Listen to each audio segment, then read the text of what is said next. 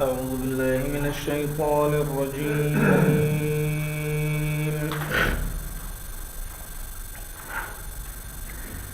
بسم الله الرحمن الرحيم.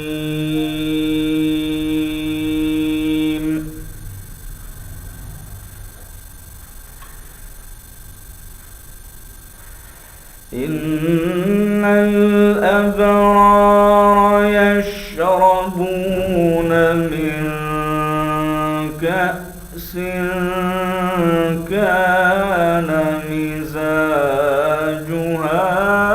كافورا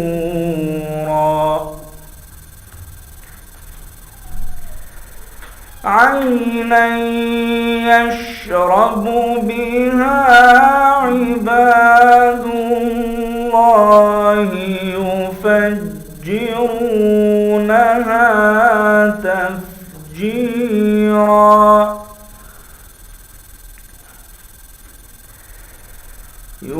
يوفون بالنذر ويخافون يوما كان شره مستطيرا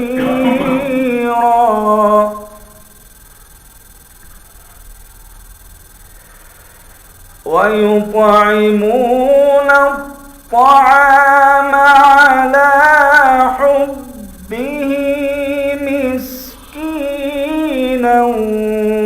ويتيما وأسيرا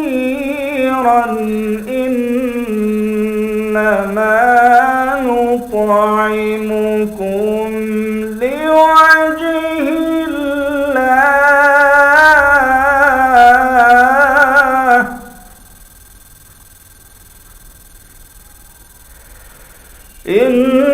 إنما نطعمكم لوجه الله لا نريد منكم جزاء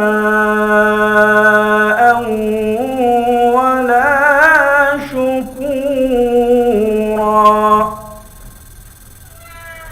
إنا نخاف من ربنا يوما عبوسا قمطريرا.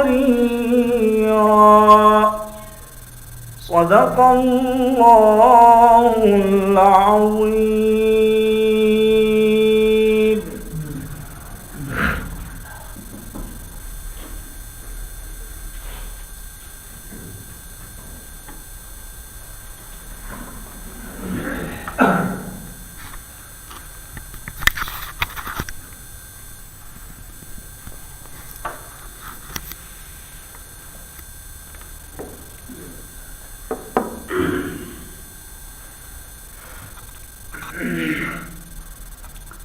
الحمد لله رب العالمين والصلاة والسلام على سيد الأنبياء والمرسلين أما بعد فعن عبد الله بن الصامت عن أبي ذر قال أوصاني خليلي صلى الله عليه وسلم بخصال من الخير أوصاني بألا أنظر إلى من هو فوقي وأن أنظر إلى من هو دوني وأوصاني بحب المساكين والدنو منهم وأوصاني أن أصل رحمي وإن أدبرت وأوصاني ألا أخاف في الله لومة لائم وأوصاني أن أقول الحق وإن كان مرا وأوصاني أن أكثر من قول لا حول ولا قوة إلا بالله فإنها كنز من كنوز الجنة رواه ابن حبان۔ عبداللہ ابن صامت ابو ذر غفاری رضی اللہ تعالی عنہ سے روایت کرتے ہیں۔ ابو ذر غفاری بنو غفار قبیلے کے، قال اوصانی خلیلی صلی اللہ علیہ وسلم بخصال من الخیر۔ ابو ذر غفاری رضی اللہ تعالی عنہ نبی صلی اللہ علیہ وسلم کے لیے خلیل کا لفظ استعمال کرتے ہیں، میرے قابل احترام دوست، جس کی دوستی تک کسی اور کی دوستی نہیں پہنچ سکتی۔ یہ خلیل کا مفہوم ہے، سادہ مفہوم، ایسا دوست جس کا مقام کوئی دوسرا نہیں بھر سکتا۔ تو میرے دوست محمد صلی اللہ علیہ وسلم نے مجھے وصیت کی، مجھے تاکیدی بات کی ہے۔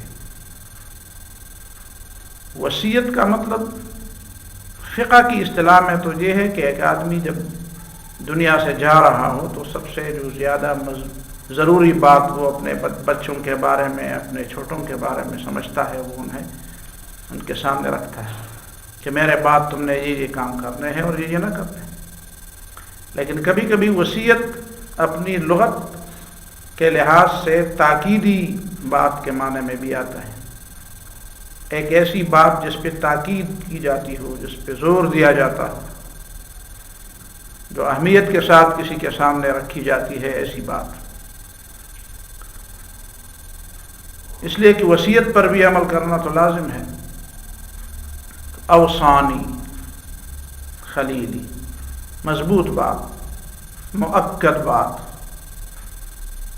زور دے کر جو بات کہی جاتی ہے، اہمیت کے ساتھ جس کا ذکر ہوتا ہے۔ اور بخصال من الخیر، خیر کی چند خصلتوں کے بارے میں، خیر کے چند کاموں کے بارے میں، چند عادات کے بارے میں، ایسے عادات جن کو اپنا کر آدمی خیر اور بھلائی حاصل کر سکتا ہے، خیر اور بھلائی کے راستے پہ جاتا ہے۔ یہ خصال من الخیر کا لفظ خود حضرت ابو ذر غفاری رضی اللہ تعالیٰ عنہ کی طرف سے ہے۔ گویا کہ شاگرد نے اس بات کو سمجھنے کی کوشش کی ہے کہ رسول اللہ صلی اللہ علیہ وسلم نے مجھے جو کچھ فرمایا میرے خیر کے لیے فرمایا، میرے فائدے کے لیے، میری بھلائی کے لیے فرمایا۔ اور یہ ایسی چیزیں ہیں جن کو اپنانا چاہیے، جن کو اپنانے کی ضرورت ہے، صرف بیان کرنے کی ضرورت نہیں۔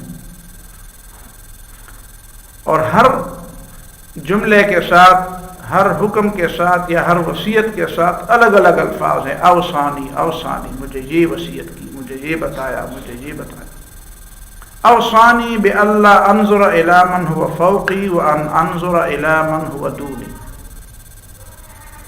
پہلی چار باتیں بالکل انسان کے بحیثیت انسان کے اخلاقیات کے ساتھ متعلق ہیں۔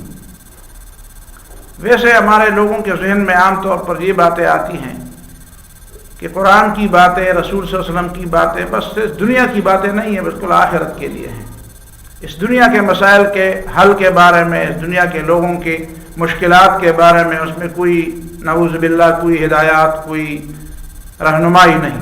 حالانکہ رسول اللہ صلی اللہ علیہ وسلم کی ایک ایک بات میں اس زندگی کو سنوارنے کے لیے جو رہنمائی ہے، اسے سمجھنے اور سمجھانے کی ضرورت ہے۔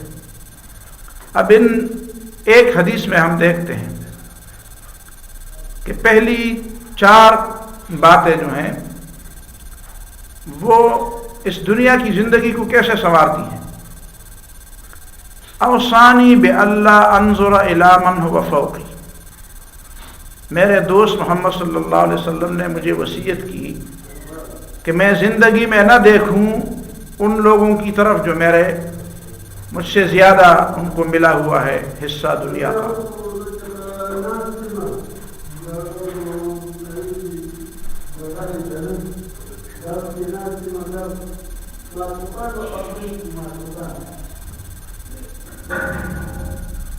اللہ انظر الی من هو فوقی، انسان ظاہر ہے زندگی گزارتا ہے تو مختلف لوگوں سے واسطہ تو پڑتا ہے، اور جب واسطہ پڑتا ہے تو کسی کی کوئی چیز کسی کو پسند آ جاتی ہے، کسی کے پاس مال و دولت ہو، کسی کے پاس کوئی اچھی صحت ہو، کسی کے پاس کوئی اچھی چیز ہو، جو بھی قابل رشک چیزیں ہیں لوگوں کے پاس، اللہ تعالیٰ نے اس دنیا کا نظام چلانے کے لیے ساری چیزیں تقسیم کی ہیں، سب چیزیں ایک شخص کو نہیں دی ہے اور کسی کو محروم بھی نہیں رکھا۔ یہ اللہ تعالیٰ کی مرضی ہے اور وہ جانتا ہے کہ اس دنیا میں کس کو کیا دینا ہے اور کتنا دینا ہے۔ اب ظاہر ہے کہ یہ تقسیم اگر کسی آدمی پر چھوڑ دیا جائے تو وہ تو اس نظام کو برباد کر دے۔ قُلْ لَوْ أَنْتُمْ تَمْلِكُونَ خَزَائِنَ رَحْمَةِ رَبِّي إِذًا لَأَمْسَكْتُمْ خَشْيَةَ الْإِنفَاقِ۔ انسان کی تو یہ حالت ہے کہ اگر سارے خزانے اللہ کے اسے دیے جائیں تو اس کو بھی رکھے، اس کو خرچ کرنے سے روکے رکھے گا، وہ کہے گا یہ تو ختم ہو جائیں گے، تقسیم کر کے لوگوں کو دے دے کر تو یہ ختم ہو جائیں گے، میں غریب ہو جاؤں گا۔ اب ظاہر ہے کہ یہ تقسیم کسی کے پاس رہنے سے تو بہتر ہے کہ اللہ تعالیٰ کے ہاتھ میں ہے، اس نے پیدا بھی کیا ہے، اس کا حق بھی بنتا ہے، اور کسی اور کو اس کا استعمال کا طریقہ آتا بھی نہیں ہے۔ کون ہے جو اس کو استعمال کرنے، کون ہے جو اس سے واقف ہو کہ کس کی کیا ضرورت ہے، کون کس کا محتاج ہے، کس نظام کس وقت کس کو کچھ کیا دینا ہے۔ ہم کبھی ایک وقت میں ایک چیز مانگتے ہیں، کبھی کہتے ہیں اچھا ہوا کہ ہمیں یہ نئی چیز نہیں ملی۔ قرآن نے اس کے بارے میں کھل کر بات کی ہے۔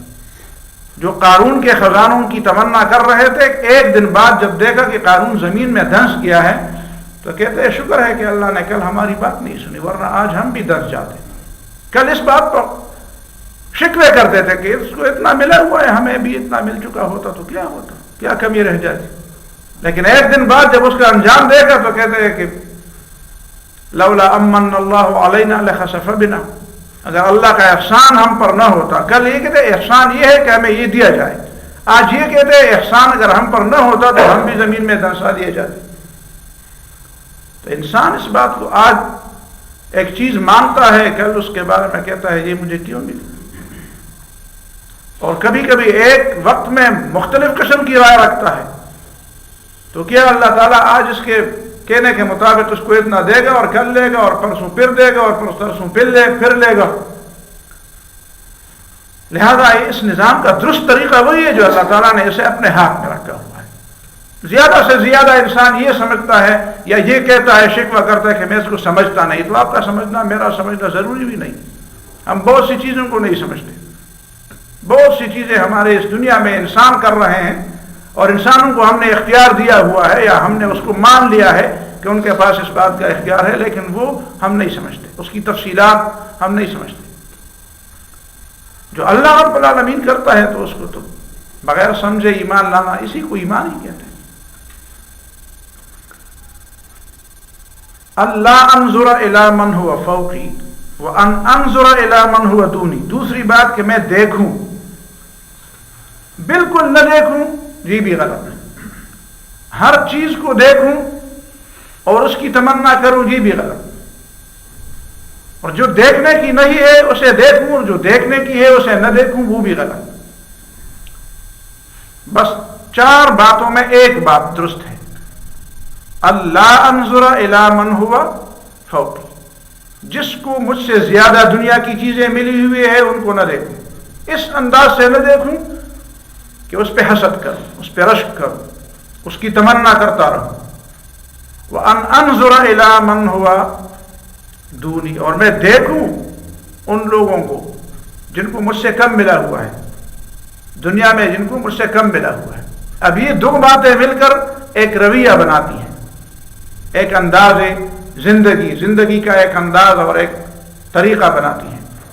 وہ یہ ہے کہ انسان اپنے پاس جو کچھ ہے اس پہ وہ قناعت کرتا ہے، اس پہ وہ صبر کرتا ہے، اس پہ وہ راضی ہو جاتا ہے، شکوے نہیں کرتا، شکایتیں نہیں کرتا، اور کسی دوسرے کے بارے میں وہ حسد میں بھی مبتلا نہیں ہوتا، کسی دوسرے کے بارے میں وہ غبطے میں، حسد میں، کینے میں، ان چیزوں میں بھی مبتلا نہیں ہوتا، اللہ تعالیٰ کی ناشکری بھی نہیں کرتا۔ ظاہر ہے کہ کسی کے پاس جو چیزیں ہیں آپ اس کو دیکھ کر تو ظاہر ہے کہ اپنے بارے میں یہی سوچیں گے کہ مجھے نہیں ملی ہوئی، تو جو کچھ ملا ہوا ہے اس کو بھی نہیں دیکھیں گے۔ آدمی جب کسی چیز کا جو حق ہے اس کے سمجھنے کا یا اس کے دیکھنے کا یا اس کی محبت کا یا اس سے نفرت کرنے کا، بار بار دیکھنے سے وہ اعتدال پہ نہیں رہتا۔ کسی چیز کی محبت، یہ انسانوں میں جو کبھی کبھی یہ مجازی عشقوں میں مبتلا ہوتے ہیں، یہ بھی اسی وجہ سے ہوتے ہیں کہ وہ ان چیزوں کو اس حد تک دیتے ہیں جس حد تک دیکھنا ضروری نہیں ہوتا، جس حد تک اس میں سوچنا، غور کرنا، وہ عام انسانی زندگی گزارنے کے لیے کوئی ضروری نہیں ہوتا۔ وہ ضرورت سے زیادہ اس چیز کو اس پہ سوچتا ہے، اسے دیکھتا ہے، اسے بار بار دیکھتا ہے، تو اس سے وہ اعتدال باقی نہیں رہتا، اور عدم اعتدال کا شکار ہو کر وہ پھر زندگی میں بھی عدم اعتدال کا شکار ہو جاتا ہے۔ اسی لیے کہتے ہیں کہ کسی چیز کی حد سے زیادہ محبت یا کسی چیز کی حد سے زیادہ اس سے نفرت آدمی کو اعتدال پر نہیں رکھتی، آدمی کو اعتدال سے ہٹاتی ہے۔ تو اسلام نے ان چیزوں کو دیکھا کہ جو کچھ آپ کے پاس ہے، انہیں نعمتوں پہ آپ اللہ تعالیٰ کا شکریہ ادا کرنے، اس میں پھر آپ کو فائدہ ہوگا۔ شکر ادا کریں گے تو اللہ تعالیٰ زیادہ دے گا، اور دیکھ دیکھ کر ناشکری کرو گے تو اللہ تعالیٰ اسی نعمت کو بھی واپس لے لے گا۔ پھر یہ ہے کہ معاشرے میں طبقاتی جنگ پیدا کرنے کے لیے یہ چیزیں بڑا کام دیتی ہیں کہ لوگ کسی ایسی چیز کی تمنا بار بار کرتے رہیں اور اس پر تبصرے کرتے رہیں۔ یہ ہمارے عام لوگوں میں یہی روایت، حجروں میں اس طرح کی باتیں ہوتی ہیں۔ وہ لطیفے لوگوں نے مشہور کیے ہیں کہ ایک شخص سے دوسرے شخص نے پوچھا تمہارے پاس کتنی مال و دولت ہوگی؟ اس نے کہا جا کر وہاں پہ جو لوگ بیٹھے ہوئے ہیں وہ سارا دن میری دولت کی باتیں کرتے ہیں، ان سے پوچھو، مجھ سے زیادہ وہ جانتے ہیں۔ یہ لوگوں کا عادت بنی ہوئی ہے، پرائی باتوں میں اتنی گہرائی میں جانا، تبصرے کرنا، اس نے ایسا کیوں دیکھا، وہ ادھر کیوں چلا گیا، اس کو پہلے تو ایسا تھا اب ایسا ہو گیا، یہ ہو گیا، اور اسی میں پھر بڑی بڑی آہیں بھرتے ہوئے ان کی زندگیاں گزر جاتی ہیں۔ جو کچھ اللہ تعالیٰ نے ان کو دیا ہوتا ہے اسے بھی کام میں نہیں لاتے۔ بھئی جو چیز تمہارے پاس ہے اس کو توجہ کرو گے تو اس کو کام میں لاؤ گے، اللہ تعالیٰ کا شکر ادا کرو گے، پھر اس نعمتوں میں آپ کے لیے اضافہ ہوگا، اور اس کی ناشکری کرو گے تو اس کا مطلب یہ ہے کہ اس کا استعمال ہی نہ کرو گے۔ اور تمناؤں میں اور آہیں بھرنے میں تو ظاہر ہے کہ آدمی کے مسئلے حل تو نہیں ہوتے، وہ تو مزید بگڑ جاتے ہیں، ذہن بھی مزید بگڑ جاتا ہے، دماغ اور دل بھی مزید بگڑ جاتے ہیں۔ وَأَوْصَانِي بِحُبِّ الْمَسَاكِينِ وَالدُّنُوِّ مِنْهُمْ، اور نبی صلی اللہ علیہ وسلم نے مجھے وصیت کی ہے کہ مسکینوں کے ساتھ محبت رکھو۔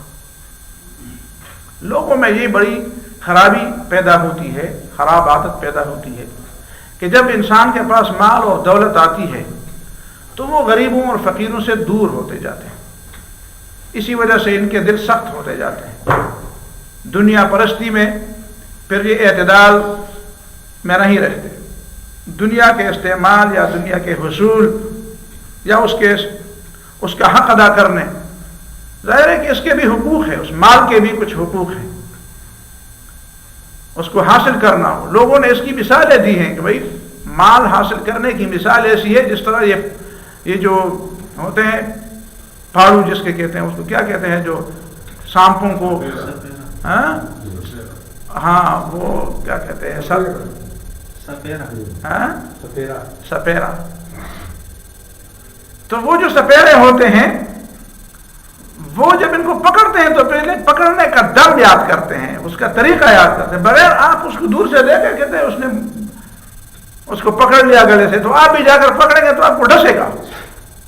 ڈسنے سے بچنے کے لیے، اس کے زہریلے اثرات سے بچنے کے لیے، اس طرح سپیرے کی وہ اس کی جو کیا کہتے ہیں جو گر ہے اس کے پاس، تو اسی طرح مال و دولت کہتے ہیں اس کا ڈسنا اس سے بہت زیادہ خطرناک ہے جو سانپ کا ڈسنا ہے۔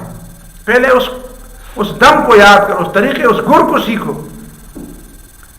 تو ان گروں میں ایک طریقہ یہ بھی ہے کہ اس کی حفاظت، جس طرح ہر آدمی یہ سمجھتا ہے کہ اس کی حفاظت ہو، حفاظت کا مطلب کیا ہے، کس سے حفاظت ہو؟ ظاہر ہے کہ ایک فقیر اور مسکین آپ کو دیکھتا رہے اور آپ اس سے دور ہوتے جا رہے ہیں، ظاہر ہے کہ آپ اس سے دور ہوں گے تو آپ اس کی ضرورت کو محسوس نہیں کریں گے، اور ان کی ضرورت میں اور اس کے حسد میں اور بھی اضافہ ہوگا. تو سب سے پہلا خطرہ آپ کو اسی سے ہے. اور آپ کو پتہ ہے جن لوگوں نے غریب اور مالدار کو آپس میں لڑانے کے لیے مختلف فلسفے لوگوں نے ایجاد کیے ہیں ہمارے قریب زمانے میں، جو فلسفے ایجاد ہوئے اور ان کے نتیجے میں غریب اور مالدار، کارخانہ دار اور مزدور کو، زمیندار اور کسان کو لڑایا گیا. تو اس لڑانے کا فلسفہ بھی یہی تھا کہ مالدار بہت زیادہ دور ہوتا جاتا تھا اور غریب کے ذہن میں اس کی آبیاری کی جاتی تھی کہ دیکھو یہ تمہارے مال پر اتنے مزے کر رہے ہو، تمہیں کچھ بھی نہیں مل رہا اور یہ تم سے نفرت کرتا ہے. ہم نے لوگوں کے بارے میں سنا ہے اخبارات میں، جرائد میں، رسالوں میں، فلان بہت بڑا آدمی، بہت بڑا نواب جب وہ لوگوں سے ہاتھ ملاتا تو کہتے ہیں یار یہ غریب لوگوں سے ہاتھ ملانا یہ مجبوری بھی ہوتی ہے لیکن اسے بدبو بھی آتی ہے، پھر ہاتھ دھونا پڑتا ہے، ان سے بدبو آتی ہے. تو جب ایسی صورتحال پیدا ہوگی تو پھر ظاہر ہے کہ پھر طبقاتی جنگیں پیدا ہوں گی، اور جو لوگ طبقاتی جنگیں پیدا کرنا، معاشرے کو برباد کرنا چاہتے ہیں، ان کو بڑی شاہ ملے گی، ان کو تو بڑے اسباب ملیں گے ان چیزوں سے. تو نبی نے فرمایا مسکین تو آپ کے قریب سے نہیں آتا، اس لیے کہ وہ تو سمجھتا ہے کہ مجھے تو وہ چھوڑے گا نہیں. وَالدُّنُوِّ مِنْهُمْ، تم ان کے قریب جاؤ. اوصانی بحب المساکین، مجھے وصیت کی ہے مسکینوں کے ساتھ محبت کرنے کی. وَالدُّنُوِّ مِنْهُمْ، اور اس بات کی مجھے وصیت کی کہ تم ان کے قریب جاؤ، تم ان کے سر پر ہاتھ پھیرو، تم ان کی ضروریات کا پتہ کرو، ان کے دکھ درد کی دکھڑی سنو.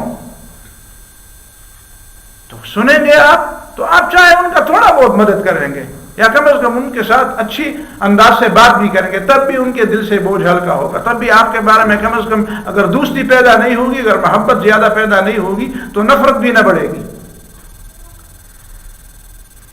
یہ ظاہر ہے کہ یہ انسانی معاشرے کے بہتر طریقے سے اس کے مسائل حل کرنے کے لیے یہ چیزیں ہیں، تاکہ انسانی معاشرہ رواداری پر، محبت پر، تعلق پر، ایک دوسرے کے دکھ درد میں شریک ہونے پر، ان چیزوں پر استوار ہو.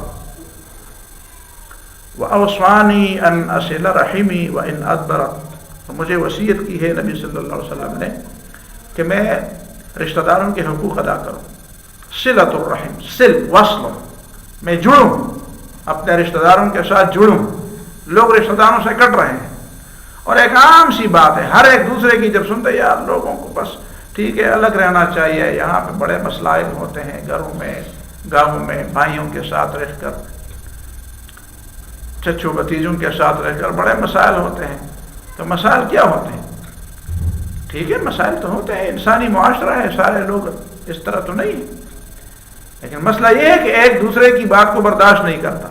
مسئلہ یہ ہے کہ جو کچھ جن لوگوں کو معاشرے میں کچھ تھوڑا سا کم حصہ ملا ہوا ہے، دوسرا اس کو کچھ دینے پہ آمادہ نہیں ہے، وہ بھی اپنے حصے پہ صبر نہیں کرتا اور یہ بھی اس کی ضروریات پوری نہیں کرنا چاہتا. ان اصل رحمی، کہ میں رشتوں کو جوڑوں. وَإِنْ أَدْبَرَتْ، اور پھر کچھ لوگ یہ سمجھتے ہیں کہ چلو میرا حق وہ ادا کرے تو میں بھی ادا کروں. یار وہ تو کسی کو گھاس نہیں ڈالتا، وہ تو کسی کو دیکھتا ہی نہیں، کسی کو پوچھتا ہی نہیں ہے. تو اگر وہ پوچھے اور آپ اس کا حق ادا کریں تو اس کو تو مکافات کہتے ہیں. لیس الواصل بالمکافی، اس کو صلہ رحمی کا نبھانا، جوڑنا نہیں کہتے. جو آپ کے ساتھ جڑے آپ اس کے ساتھ جڑیں. یہ تو دنیا کے سارے لوگ اسی طرح کرتے ہیں، میرے غمی شادی میں شرکت کرے گا میں بھی شرکت کروں گا، یہ تو مبادلہ ہوا، تو بدلہ ہوا. تو اس طرح تو سارے لوگ کرتے ہیں. میرے پاس کوئی آئے تو میں بھی اس کے پاس جاؤں، میرا حق کوئی ادا کرے تو میں بھی حق ادا کروں. لیکن کمال یہی ہے کہ وَإِنْ أَدْبَرَ، وہ لوگ آپ کو چھوڑیں آپ اس سے جڑیں، وہ آپ سے کٹیں آپ ان سے جڑیں. اور دیکھیں رشتہ دار یہ انسان کے قریبی لوگ ہوتے ہیں. قریبی لوگوں کے ساتھ اگر انسان کا رویہ ایسے ہو تو دور کے لوگ کیسے جڑیں گے لوگوں کے ساتھ؟ یہ کیسے ماننے کی بات ہے کہ جو رشتے میں ایک دوسرے کے ساتھ جڑے ہوئے ہوں، اگر ایک آدمی ان سے نہیں جڑ سکتا تو ان لوگوں کے ساتھ وہ کیسے جڑے؟ ظاہر ہے کہ وہ جڑنا اگر ہوا تو کسی مفاد کی بنیاد پر ہوگا. وہ کیسے ہو سکتا ہے کہ وہ مخلصانہ جوڑ ہوگا؟ مخلصانہ طور پر اگر آپ اپنے رشتے اور خون کے رشتوں کے ساتھ نہیں جڑ سکیں گے تو جن کے ساتھ خون کا رشتہ اتنا قریبی نہیں ہے ان سے کے ساتھ جڑنا ظاہر ہے کہ وہ مفاد، یہ اپنے آپ کو دھوکہ دینے والی بات ہے کہ میں اس سے جڑ رہا ہوں. ظاہر ہے کہ وہ کوئی مفاد کی بات ہوگی. اگر وہ مفاد نہیں ہوں گے تو پھر ظاہر ہے کہ جس طرح وہ رشتہ جو کسی اور اسباب کے ساتھ وہ جڑا ہوا تھا وہ کٹ گیا، تو یہ رشتہ جو کسی اور کے سبب کے ساتھ جڑا ہوا نہیں وہ تو ضرور کٹے گا. فطری چیزیں ہیں جو قرآن اور سنت میں ہمیں سمجھائی جاتی ہیں، فطری چیزیں. وَأَوْصَانِي أَلَّا أَخَافَ فِي اللَّهِ لَوْمَةَ لَائِمٍ، اور مجھے وصیت کی ہے رسول اللہ صلی اللہ علیہ وسلم نے کہ میں اللہ کے دین کے معاملے میں کسی ملامت کرنے والے کی ملامت کی پرواہ نہ کروں، اسے نہ ڈروں. اللہ کے لیے میں بات کروں، اور جب اللہ کے لیے بات کرنے کا موقع آئے تو میں کسی ملامت کی ملامت گر سے خوف نہ کھاؤں. لوگ کہیں گے، لوگوں نے تو ادبیات میں یہاں تک مشہور کیا ہے کہ فلان اور فلان کے درمیان خدا واسطے کا بیر ہے. دیکھیں کتنی بری بات ہے جو ہم کرتے ہیں. پشتوں میں بھی کہتے تھا خدے دے پارے بدیش. اس کا مطلب یہ ہے کہ جو کام اللہ کے لیے ہوتا ہے وہ کسی سبب کے بغیر، یہ کوئی سبب ہی نہیں ہے کہ آدمی اللہ کے ساتھ اللہ کی وجہ سے دشمنی رکھے یا دوستی رکھے. خدے دے پارے بدیش، اللہ کے واسطے بیر، اس کا مطلب بغیر سبب کے بیر، بلا وجہ. بلا وجہ. اچھا تو اللہ کے لیے جو کام ہو وہ بلا وجہ ہوتا ہے، جو دنیا کے مفاد کے لیے ہو اس کی وجہ ہوتی ہے، لیکن جو اللہ کے لیے ہو وہ بلا وجہ ہوتا ہے. یعنی نعوذ باللہ من ذالک. ایک مسلمان اس بات کو بار بار منہ سے نکالتا ہے، اس بات پہ زبان کو ہلاتا ہے کہ جو لوگ صرف اللہ ہی کے لیے کسی سے بیر رکھیں یا اللہ ہی کے لیے کسی سے محبت رکھیں، وہ ایک غیر ضروری کام، ایک فضول کام کر رہے ہیں. خدا واسطے کا بیر ہے، بلا وجہ بیر، بلا وجہ دشمنی ہے. خدا دا پار، اور کبھی کبھی کہتے یار دا میں سے خدا دا پارا بدش، خدا دا پارا میں بدش. اس کا مطلب یہ ہے کہ بغیر کسی وجہ کے. اللہ اخاف، مومن وہ ہوتا ہے جس کی دوستی اور جس کی دشمنی سب سے بڑی وہ اللہ ہی کے لیے ہو. ٹھیک ہے کبھی کبھی ذاتی باتوں میں بھی ہوتا ہے، فطرت ہے انسانی. کوئی آپ کو گالی دے تو آپ زیادہ سے زیادہ اتنا اچھا آدمی بنیں گے کہ آپ اس کو گالی نہیں دیں گے، یہ بہت بڑی بات ہے. اس کو دعا دینا، اس کے ساتھ محبت کرنا، وہ تو بہت بڑی بات ہے. لیکن کم از کم اسلام کی کم نہ کم تعلیمات یہ تو ہے نا کہ آپ اس کو گالی کم از کم نہ دیں، یا اگر دے تو اتنی نہ دے جتنی اس نے دی ہے. جو بری بات اس نے کی ہے اتنی بری بات آپ تو نہ کریں. لا اخاف فی اللہ لومۃ لائم، جو کام اللہ کے لیے کیا جاتا ہے اس پہ لوگ ملامت کرتے ہیں. لوگ یار اس آدمی کو کیا ہوا ہے، بلکہ بچے بھی اس کو ملامت کرتے ہیں. ہمارے باپ نے ہمارے لیے کچھ نہیں کیا، سارا دن رات وہ اسلام کو پیٹھ پر لیے پھرتا ہے، اسلام ہی کے لیے اٹھتا بیٹھتا ہے، بچوں کے لیے کچھ بھی نہیں کرتا. اس نے بچوں دوسرے لوگوں نے کیا اس کی اتنی وہ ہے، اتنے تعلقات ہے، اتنی تعلیم ہے، اتنے یہ ہے، اتنے مواقع تھے، کچھ بھی نہیں کیا ہمارے لیے. ہم سنتے ہیں لوگوں کے بچوں سے کچھ بھی نہیں کیا ہمارے لیے. اور کچھ لوگ تو اس کو پتہ نہیں عجیب عجیب ناموں سے پکارتے ہیں ایسے لوگوں کو جن کا اٹھنا بیٹھنا، جن کی زندگی اللہ کے دین کے لیے ہوتی ہے. ٹھیک ہے اگر ان میں کچھ غلطیاں ہیں وہ اپنی جگہ پہ ہیں، انسان سے کبھی غلطیاں بھی ہوتی ہیں، وہ غلطی بھی ہم اسلام کے کھاتے میں ڈال دیتے ہیں. تو انسان کی ذاتی جو چیزیں ہوتی ہیں وہ ہمیں اسلام کے کھاتے میں نہیں ڈالنے چاہیے، لیکن جو اسلام کے لیے کچھ کرتا ہے، جو اللہ کے دین کے لیے کچھ کرتا ہے، لوگ اس کو ملامت تو کریں گے، تانے تو دیں گے لوگ، اور عجیب عجیب تانے دیتے ہیں لوگ. لیکن جو لوگ ان تانوں کی پرواہ کرتے ہیں تو اتنے بڑے کام کے لیے وہ اہل نہیں ہوتے. اس اتنے بڑے کام کے لیے اسی وجہ سے تو قرآن نے فرمایا وَمَا يُلَقَّاهَا إِلَّا الَّذِينَ صَبَرُوا وَمَا يُلَقَّاهَا إِلَّا ذُو حَظٍّ عَظِيمٍ. بہت بڑے حصے والے، بہت بڑے دل گردے والے، بہت وسیع ظرف والے ایسے لوگ ایسے کام کر سکتے ہیں. چھوٹے ظرف والے، چھوٹے دل والے وہ اس کام ان کاموں کے لیے موزون نہیں ہے. اسی وجہ ہے تو رسول اللہ صلی اللہ علیہ وسلم نے لوگوں کو کہ ظرف کو وسیع کیا، بڑے کھا کر اور بڑے ظلم برداشت کر کے، بڑے تانے سن کر لوگوں کو صبر کی تلقین کی تاکہ ان کا ظرف بڑا. کتنی مصیبتوں میں لوگوں کو دیکھا، اصبروا یا آل یاسر فإن موعدکم الجنہ، عمار اور یاسر اور سمیہ ان لوگوں رضی اللہ تعالیٰ عنہ پر بڑا ظلم ہو رہا تھا مکہ معظم میں. نبی صلی اللہ علیہ وسلم جب گزرتے تھے تو فرماتے تھے اصبروا، برداشت کرو برداشت کرو، فإن موعدکم الجنہ، میرے اور آپ کی باتوں کا آخری جگہ، اس کی آخری جگہ جس پہ آپ کو اس کا اجر ملے گا وہ جنت ہے. جنت کا انتظار کرو، جنت تک کے لیے سب کچھ برداشت کرو. وَلِرَبِّكَ، پیغمبر صلی اللہ علیہ وسلم کو بھی پہلی بات یہی بتائی گئی، وَلِرَبِّكَ فَاصْبِرْ، رب سے ملنے تک برداشت کر لو، رب کے لیے، رب کی رضا کے لیے. یہ اس سے آدمی میں وسعت پیدا ہوتی ہے، ظرف وسیع ہو جاتا ہے. پھر آدمی چھوٹی چھوٹی باتوں کے شکوے نہیں کرتا، چھوٹی چھوٹی باتوں کو نظر انداز کر دیتا ہے، اپنے بارے میں بھی دوسرے لوگوں کے بارے میں. وَأَوْصَانِي أَنْ أَقُولَ الْحَقَّ وَإِنْ كَانَ مُرًّا، اور مجھے وصیت کی ہے کہ میں حق بات کہہ دوں اگرچہ حق بات بڑی کڑوی ہو. حق بات اکثر کڑوی ہوتی ہے لیکن میں حق بات کہہ دوں. حق بات موقع پر کہی جاتی ہے، موقع کے مطابق کہی جاتی ہے، اور حق کی جو اپنی کڑواہٹ ہے اس میں اپنے زبان کی کڑواہٹ شامل نہیں کی جانی چاہیے. اپنے مزاج کی کڑواہٹ اس میں خود اس میں کڑواہٹ ہے، لیکن اگر ہماری زبان کی کڑواہٹ بھی اس میں شامل ہو جائے اور پھر سارا الزام ہم حق ہی پر ڈالے کہ نہیں حق بات تو کڑوی ہے، اس کا مطلب یہ ہے کہ ہم نے خود حق پر الزام لگایا. یہ ہماری کمزوری ہوتی ہے بعض اوقات، بولنے والے، کہنے والے، بیان کرنے والے کی اپنی ایک کمزوری ہوتی ہے. اللہ تعالی ہم سب کو معاف فرمائے. تو وہ کمزوری جب کوئی اس پہ انگلی رکھتا ہے کہ یہ کمزوری تو ہوئی، تو وہ یہ کہتے ہیں حق تو کڑوی، حق تو ہے کڑوی. تو حق کی جو کڑواہٹ ہے اس کو اپنی جگہ پہ رہنے دے، اس میں آپ کوئی میٹھا شامل نہیں کر سکتے. اس کو آپ میٹھا بنائیں گے تو ظاہر ہے کہ وہ تو پھر حق نہیں رہے گا نا. اب مرچ کو جو مرچ ہے، جو تیز مرچ ہے، آپ اس سے وہ کڑواہٹ ختم کر دیں گے تو پھر مرچ کا فائدہ تو نہیں ہوگا نا. مرچ نہیں ہو، اس کی بجائے مرچ کھانے سے پھر گڑ کھائے، پھر مرچ کھانے کی ضرورت کیا ہے. تو جو چیز ہے اس کی اپنی ایک فطرت ہے، آپ اس کو تبدیل نہ کریں. لیکن اگر اس کی فطرت میں کوئی چیز ہے تو آپ اس میں مزید اضافہ بھی نہ کریں. تو ان اقول الحق، کہ میں حق بات کہہ دوں.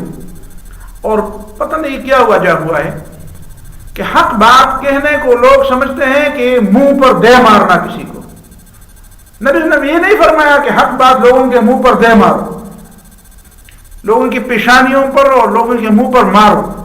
مارنا ہمیں قرآن نے نہیں بتایا تھا، نہ حدیث میں بتایا تھا، لیکن ہمارا دماغ میں کسی نے رکھ دیا ہے کہ حق بات کسی کے منہ پر دے مارو.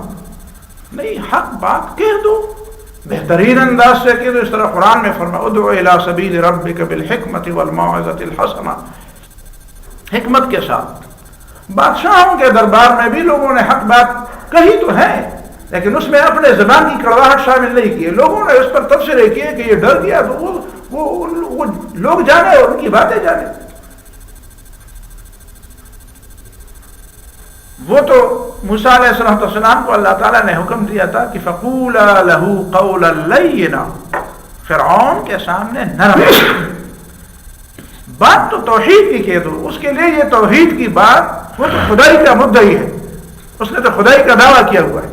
اس کے سامنے یہ کہنا کہ تم خدا نہیں ہو، خدا وہ ہے جو اس کائنات کا خالق ہے، یہ بات کہنا بھی کوئی معمولی بات نہیں ہے. اس لیے تم اپنی زبان کے اندر نرمی پیدا کرو، اس لیے کہ اس بات کے اندر جو خود اپنی سختی ہے اس کے مقابلے میں، اس کے ذہنیت کے مقابلے میں، اس کے دعوے کے مقابلے میں وہ بہت بڑی ہے. ظاہر ہے کہ پھر وہ آپ کی زبان کی کڑواہٹ کو بہانہ بنا کر کہے گا کہ یار تم مجھے گالی دینے آئے ہو، تم مجھے بے عزت کرنے کے لیے آئے ہو. ظاہر ہے کہ پھر وہ تو اس بات کو سنے گا نہیں، بہانہ بنائے گا. تو آپ اپنی طرف سے اس کو بہانہ نہ دینا، اس کے ہاتھ میں خود اپنی طرف سے بہانہ تو نہ دے. ان اقول الحق، حق بات کہنا کیسا؟ کہنے والے کے لیے بھی کڑوی ہے. کہنے والا جب اس کو کہتا ہے اس میں بھی کڑواہٹ ہوتی ہے. وہ سمجھتا ہے کیسے کہہ دوں، اس کا نتیجہ پھر کیا ہوگا، اس کے نتیجے میں رد عمل کیا ہوگا. اس کے لیے بھی ایک جرأت چاہیے، اس کے لیے بھی ایک سمجھ چاہیے، اس کے لیے بھی بڑا دل گردہ چاہیے، اور جو سننے والا ہو اس کے لیے بھی چاہیے. کہ وہ بھی اس کو اب یہ کہ اس کے حق بات کہنا یہ مطلب نہیں ہے کہ آپ صرف کافر کے مقابلے میں، دشمن کے مقابلے میں اور دشمن کے سامنے آپ حق بات، مسلمان کے مقابلے میں بھی مسلمان کے ساتھ بھی حق بات کہہ دے، اس کے سامنے بھی حق بات کہہ دے۔ اب دیکھیں یہ جو نبی صلی اللہ علیہ وسلم کی تعلیمات تھی، آپ ان تعلیمات کو اس انداز سے بھی دیکھیں۔ ایک آدمی جب اس بات کا بھی مدعی ہے کہ وہ جس نظام کو پیش کر رہا ہے اس نظام کے اندر سیاست اور حکومت بھی ہے، کچھ لوگ بڑے ہوں گے، کچھ لوگ حکمران ہوں گے، کچھ لوگ مسلمانوں کے اجتماعی نظام کے ذمہ دار ہوں گے، ظاہر ہے کہ پھر نبی صلی اللہ علیہ وسلم نے جب یہ بات کی تو ذہن میں یہ بات آتی ہے کہ اچھا، جب نبی صلی اللہ علیہ وسلم نے بہت اہمیت کے ساتھ اس نقطے کو بھی اجاگر کیا کہ مسلمانوں کی اجتماعیت اور اجتماعی نظام کے قیام کے بغیر ان کی زندگی جاہلیت کی زندگی ہے، جاہلیت کی زندگی، اجتماعیت قائم کی نبی صلی اللہ علیہ وسلم نے۔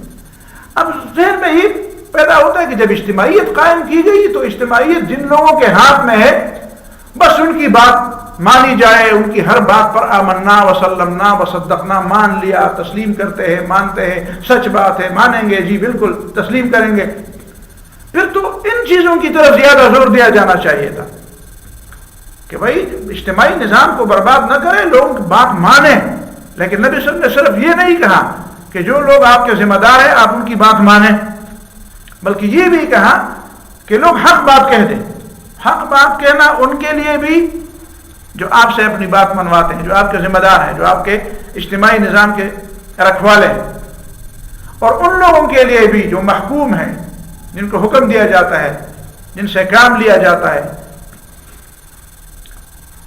جب یہ دونوں آپس میں حق بات کہنے سے نہیں ڈریں گے تو سننے سے بھی نہیں ڈریں گے۔ یہ بات تو نہیں ہے نا کہ ایک شخص کے دماغ کے اندر یہ بات تو ہو کہ میں حق کہوں گا کڑوا ہونے کے باوجود، تو اس کے ذہن میں فوراً یہ بات بھی آنی چاہیے کہ میں حق جب کہوں گا تو صرف مجھے یہ نہیں حکم دیا گیا کہ تم حق بات کہہ دو، دوسرے کو بھی یہ حکم ہے کہ وہ بھی حق بات کہہ دے۔ تو مجھ میں، میرے اندر اگر نبی صلی اللہ علیہ وسلم حق بات کہنے کا حوصلہ پیدا کرتے ہیں تو میرے اندر حق بات سننے کا بھی حوصلہ پیدا کرتے ہیں۔ جس معاشرے میں حق بات کہنے کے لیے تو حوصلہ ہو لیکن حق بات سننے کے لیے حوصلہ نہ ہو تو کیسے چلے گا وہ معاشرہ؟ اسی وجہ سے نبی صلی اللہ علیہ وسلم نے حق بات کہنے اور اس کی کڑواہٹ دونوں کو جمع تھا۔ یہ نہیں فرمایا کہ کڑواہٹ کس لیے ہے، کس کے لیے، سننے والے کے لیے یا سنانے والے کے لیے۔ سننے والے کے لیے بھی کبھی کڑواہٹ ہوگی، سنانے والے کے لیے بھی کڑواہٹ ہوگی، لیکن حق بات کہنے سے کوئی نہیں روکے گا۔ اسی وجہ سے جو اجتماعی نظام کا ذمہ دار ہوگا وہ بھی حق کہنے سے اور حق بات ماننے سے نہیں ہچکچائے گا، اور اس بات کی بھی کہ بھی امکانات نہیں ہوں گے کہ نیچے کے لوگ ہر بات کو مانیں گے، چاہے وہ حق ہو چاہے وہ حق کے خلاف۔